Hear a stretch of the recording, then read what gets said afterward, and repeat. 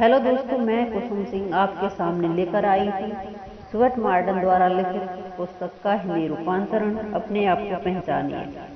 Stuart Morton जो कि महान विचारक हैं, जिनके विचारों ने संसार में नई सूझ, नई दृष्टि और सफलता के द्वार सबके लिए खोल दिए। मानसिक संकल्प। रॉबर्ट एलन ने लिखा है, संकल्प ही मनुष्य का कायाकल्प कर देते हैं, उसको कुछ से कुछ बना दिया करते हैं। गरीब रहते रहते करोड़पति हो जाता है, एक साधारण सा आदमी महापुरुष बन जाता है। आदमी संकल्प के बल पर अपना जीवन बदल डालता है। वास्तव में यही सत्य है। जीवन में प्रकृति परिवर्तन केवल संकल्पों से ही आ सकते हैं। यही जीवन का सबसे बड़ा रहस्य है। मनुष्य की वास्तविक प्रकृति का यही गुण है।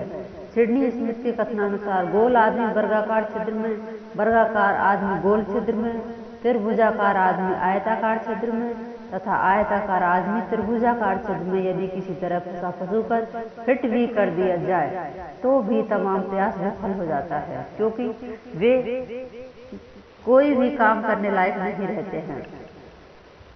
सिडनी स्मिथ के कहने का मतलब यह है कि यदि जैकब आस्टर का पिता उसे अपने जैसे कसाई के काम में लगा देता तो जॉन जैकब प्रसिद्ध ऊन व्यापारी तथा एक बड़ी दुकान का मालिक न होता। क्या माँ बाप को इस विषय में अधिक सावधान नहीं रहना चाहिए कि अपने बच्चों को उन कार्यों से जबरदस्ती दूर न खींचें जिनके लिए कुदरत ने उन्हें बनाया है।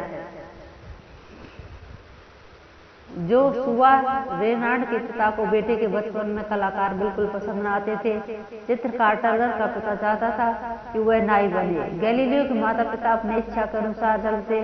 उनके पुत्र द्वारा की गई वैज्ञानिक खोजें यदि किसी अन्य ने की हुई यदि जो जहां फिट नहीं हो सकता, कृपा कर उसे वहां मत लगाओ। ऐसा करने से दुखद और मूर्खतापूर्ण कोई बात नहीं है। एक बिशप ने एक नौजवान पादरी से कहा, मैं तुम्हें धर्म प्रचार करने से मना नहीं करता हूँ, किंतु प्रकृति तुम्हें मना कर रही है। फिलिप ब्रूक्स का कहना है, इस युग को धर्म प्रचार का शत्रु तो नहीं कह सकते, परंतु यह बहुत संभव है कि यह तुम्हारे धर्म प्रचार को सुनना पसंद न करे। किसी भी कार्य को करने से किसी व्यक्ति का मकसद उसकी अपनी शक्तियों के मुताबिक होना चाहिए। अपने स्वभाव तथा शक्ति के विरुद्ध काम करने वाला आदमी वास्तव में अंधा व्यक्ति है। उसका समस्त व्यक्तित्व विकृत हो जाता है। यह एक सच है कि हमें उसको लाना पड़ता है। जीवन के क्षेत्र में बराबर यही बात आती है। वास्तविकता अनंत क्या है? वास्तविकता अंततः क्या है? सिडनी स्मिथ लिखते हैं, तुम्हारी प्रतिभा और रुचि तुम्हें पुकार रही है। तुम्हारी जो भी न्याय संगत भवितव्यता है वह तुम्हारे चरित्र में है। बलबल के कथनानुसार संसार में यह असंभव है कि कोई आदमी अपने खुद के चरित्र के खिलाफ हमेशा संघर्ष कर सके और जीत सके। सफलता खुद के मुख्य सिद्धांतों में से एक है कि अपने जीवन क्रम को इस प्रकार से व्यवस्थित करें कि हमारे शरीर और मन के स्वाभाविक साधनों में परस्पर संबंध बना रहे, वे एक दूसरे का विरोध न करें। पावेल के कथनानुसार संसार में कोई भी आदमी ऐसा पैदा नहीं हुआ जिसका कार्य उसके साथ पैदा न हुआ हो। संसार में हमेशा कार्य हैं, कार्य करने के औजार हैं सबके लिए जो कार्य करना चाहते हैं। जब ओलबुल क्रिस्टियाना विश्वविद्यालय में विद्यार्थी था तो उसे एक धर्मार्थ संस्था के उद्घाटन के समय वायलिन बजाने के लिए कहा गया। कुछ संकोच के बाद उसने यह प्रस्ताव मंजूर कर लिया। जादू उसके सिर चढ़ गया था और संगीत उसके खून की हर एक बूंद को प्रज्वलित कर रहा था और वह लगभग समस्त रात्रि एक प्रोफेसर के घर वायलिन बजाता रहा। अगले दिन वह लैट्रिन की परीक्षा में अनुत्तीर्ण हो गया। अपनी निराशा और उलझन लिए वह अपने एक मित्र अध्यापक के पास गया और दिल खोलकर रख दिया। उस योग्य मित्र ने कहा, तुम्हारे साथ बहुत अच्छा हुआ, इससे अच्छा हो ही नहीं सकता। क्या तुम सोचते हो कि तुम फिनलैंड में पादरी बनने या लैपलैंड में धर्म प्रचार करने के योग्य हो? निश्चित जानो कि किसी भी हालत में नहीं। तुम्हारे मित्रों की राय है कि तुम विदेश यात्रा करो, संगीत का अभ्यास करो। जब तक तुम नहीं चाहते तुम्हें संगीत व नाटक सभाओं का संगीत निर्देशक नियुक्त किया जाता है। बाद में यह विश्व प्रसिद्ध वायलिन वादक बना। अमेरिकी वैज्ञानिकों में हमारे एक अत्यंत प्रसिद्ध वैज्ञानिक हैं। अब वह एक बड़े विश्वविद्यालय की वेधशाला के अध्यक्ष हैं। उन्होंने ज्योतिष विद्या का अध्ययन तब आरंभ किया जब वे नैशविले में एक फोटोग्राफर के यहाँ काम कर रहे थे। ज्योतिष विद्या की ओर यह एक पुस्तक के द्वारा खींचे थे। उसे कोई स्टूडियो में अचानक भूल गया था और इस नौजवान ने उस पुस्तक को इतना मनमोहक पाया कि समस्त रात्रि बैठकर पढ़ता रहा। और उसी समय उसने निश्चय कर लिया कि तारों से मंडित आकाश के विषय में जितना ज्यादा संभव होगा वह ज्ञान प्राप्त करेगा। तब उसने एक दूरबीन खरीद ली, छोटी सी दूरबीन खरीद ली। रात्रि को वह कई घंटे मकान की छत पर व्यतीत करता था। उस समय वह आकाश के सौंदर्य को देखता था, जो उसकी आश्चर्यचकित आंखों के सामने खुला होता था। इसमें उसे आनंद आता था और वो प्रतिदिन प्रति पल बढ़ता ही जाता था। अपनी थोड़ी सी आय में उसने एक बड़ी दूरबीन खरीदी, उसमें शीशा लगा लिया, लेंस लगाने के लिए फिलाडेल्फिया भेज दिया। इस बड़े लेंस की सहायता से उसने खोज की, उससे वह बड़े ज्योतिर्विदों की चर्चा का विषय बन गई। उस समय से प्रोफेसर ई. ली वर्नल का नाम संसार में वैज्ञानिकों में प्रसिद्ध हो गया। और हाँ, यह सुखद आकस्मिक घटना नहीं थी कि एम. लुई पेस्टर पेरिस के सार्वजनिक भवन में प्रवेशिका के काम पर नियुक्त हुआ।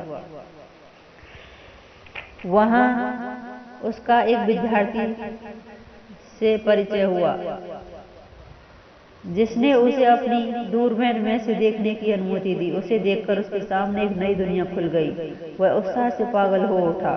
उसने तब तक चैन नहीं लिया जब तक वह इस यंत्र का पूरा जानकार नहीं बन गया। उसने इसके द्वारा बड़ी बड़ी आश्चर्यजनक खोजें की और मानवता का उपकार किया। यह बात निश्चित है, महान प्रसिद्ध व्यापारियों में एक शक्ति होती है। वे जीवन में अपने सामने आने वाले संभव अवसरों को फौरन पकड़ लेते हैं, पर इससे भी अधिक एक उल्लेखनीय शक्ति उनमें यह होती है कि वह परिस्थिति के अनुसार कार्य कर सकते हैं। किसी नाजुक बिंदु पर अधिक या पूर्ण नए अवसर को ले सकते हैं। अनेक प्रसिद्ध सफल व्यक्तियों के उदाहरण इस विषय पर दिए जा सकते हैं। George M. पुलमैन ने $40 प्रति वर्ष के वेतन पर एक स्टोर में क्लर्क के रूप में अपना जीवन आरंभ किया था। यह वेतन और खाना इतना ही उसे 3 साल तक मिलता रहा। इसके बाद उसने काम छोड़ दिया और बढ़ई का काम शुरू किया। इसके बाद वह इमारतों के मूवर के काम में लग गया। यह कर्म करते हुए संयोग से उसे न्यूयॉर्क राज्य की ओर से एक एरिक नहर के साथ साथ बने गोदामों को काम मिल गया। इस कार्य के पूरा होने पर वह शिकागो चला गया। वहां भी इसी काम में लगा रहा। वहां सारे शहर के तल को 8 फीट ऊपर उठाना था, क्योंकि गंदी नालियों की ठीक व्यवस्था करनी थी। पुलमैन ने अपना काम इतने अच्छे से ढंग से किया कि उसे बहुत अच्छा ऑर्डर मिलने लगे। जब वह शिकागो की इमारतों के काम में लगा था तो उसने शिकागो और एल्टम रेलवे के हाल में बने डिब्बों में सुधार की योजना बना ली। उसने इस बात को पहले ही समझ लिया था कि रेल में बैठक तथा शयन कक्ष बनाने का भविष्य उज्जवल है। उसने ऐसे डिब्बे बनाए जिसमें अत्यधिक सुख सुविधाएं थीं। पहले डिब्बों की अपेक्षा उनमें कई गुना ज्यादा खर्च आता था। इसके बाद उसने अपने अधिकांश समय और शक्ति का उपयोग पुलमैन कार बनाने में किया। बाद में उसकी सारी जिंदगी शुरू के दिनों में एक रस रूप में रही। जब उसके सामने कोई नया अवसर आता था जो उसके धन पैदा करने के मुख्य उद्देश्य को आगे बढ़ाने में सहायक होता, तो वह अपने को एकदम उस काम की परिस्थिति के अनुकूल ढाल लेता था। इस प्रकार वह अपने जीवन में सफल हो गया। सफलता उसके ही पास आती है जो बराबर प्रयत्नशील, पूरी तरह लगन के साथ रहते हैं। जर्मन के महाकवि गेटे का कथन है, जहाँ भी तू है पूरी तरह वहीं रह। यह एक महान मंत्र है कि एक काम को सिर्फ एक बार में करो। जो काम हाथ में है उसमें अपने समस्त व्यक्तित्व को केंद्रित कर दो। परिणाम क्या होगा यह मत सोचो। काम खत्म करने पर चाहे कुछ भी हो, पत्ता पश्चाताप ना करो। कार्नेगी के कथनानुसार नवयुवकों के व्यापार में असफल होने का एक बड़ा कारण यह है कि अपने मन को एकाग्र नहीं कर पाते हैं। क्या प्रत्येक व्यक्ति जो बड़ा बना है, हर आदमी जो सफल हुआ है, उसने अपनी शक्तियों को एक खास धारा में सीमित नहीं किया? इससे कोई लाभ नहीं कि पूरी तरह ध्यान दिए बिना कोई काम करो।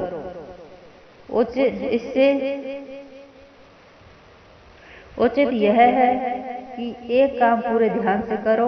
वह काम जो तुम्हारे उस पल की जरूरत है उसे पूरी एकाग्रता के साथ करो। आज के अत्यधिक केंद्रित जमाने में जो अपने प्रयासों को बिखेरता है वह सफल होने की आशा नहीं कर सकता।